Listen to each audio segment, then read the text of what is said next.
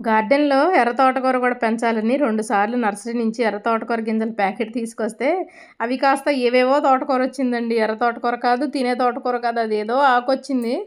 అందుకే లాభం లేదని ఒకసారి ఏం చేశానంటే మార్కెట్‌లోంచి ఎర్ర తోటకూర తీసుకొచ్చి పెట్టాననమాట. అంటే మామూలుగా తీసుకొచ్చి పెడితే అవి బతకలేదు, చచ్చిపోయినాయి. అంటే బతికినట్టే బతికి చచ్చిపోయినాయి.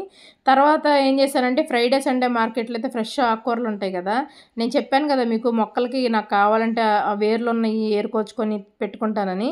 అలాగే ఎర్ర తోటకూర అప్పుడు చిన్న మొక్క పక్కన చిన్న మొక్కను చూసారా, అంతకన్నా చిన్న సైజులో పెట్టి అమ్ముతున్నారండి. ఇంట్లో వండుకోవడానికి కూడా ఉంటదిలే అని చెప్పి ఒక రూ. 30 అలాగా ఆకుకూర తీసుకొచ్చి అందులోంచి హెల్తీగా ఉన్న మొక్కలు ఏరి పక్కన పెట్టి ఒక 5 మొక్కలు నాటాననమాట.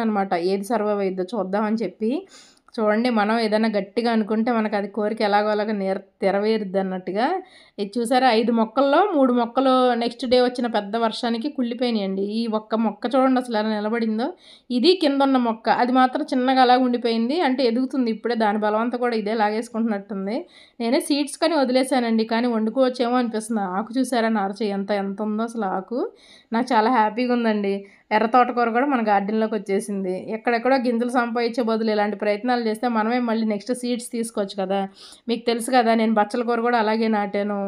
ఇలా ట్రై చేయాలండి. ఇగోండి, ఈ సిలోన్ బచ్చలైతే ఇంకా ఇదైతే నేను లైన్‌లో నుంచుంటే మా ఫ్రెండ్‌కి చూసి, అదిగో అది సిలోన్ బచ్చలి ఉంది చూడు అక్కడ అనేసరికి లైన్‌లో నుంచి పక్కన తీసేసి లటుక్కుని తీసేసి పటుక్కుని చెంగులో పెట్టేసుకున్నాననమాట. చూడండి, పూత కూడా స్టార్ట్ అయింది. ఎంత హెల్తీగా ఉందో చూసారా. By by.